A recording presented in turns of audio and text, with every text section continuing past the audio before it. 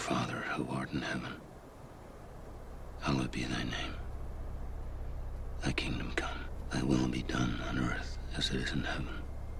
Give us this day our daily bread, and forgive us our trespasses, as we forgive those who trespass against us.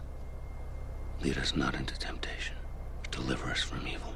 For the kingdom, the power, and the glory are yours, now and forever. Amen.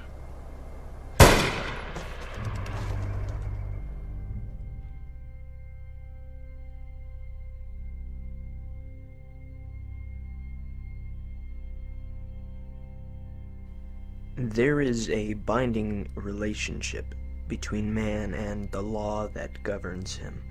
The dutiful act of submitting to this law is one that stems from both upbringing and education. Past that, however, a correlation can be recorded between a person's will and the will of his God. And here resides Prisoners, one of my favorite works from director Denis Villeneuve.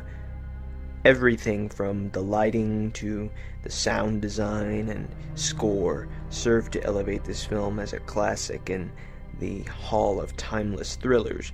At its best, a score can be utilized to intensify not only the impactfulness of a scene, but if executed competently, can encapsulate a theme.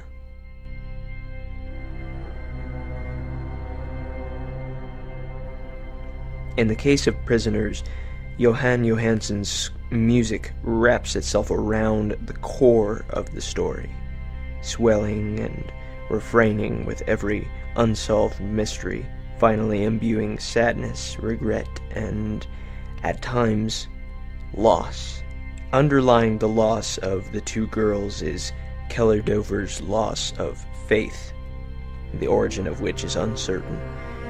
His faith in God and in the laws of man is shattered within a matter of days, launching him on a conquest to finish the incomplete work of Detective Loki. Narratively speaking, Dover represents the protector and patriarch over his family, and we're compelled to sympathize with his unorthodox methods, no matter how extreme.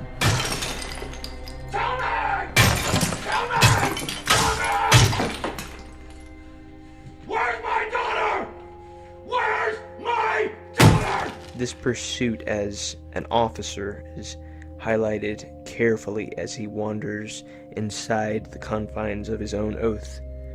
Still, seeking the fulfillment of the law and recovery of two missing children proves a painful task.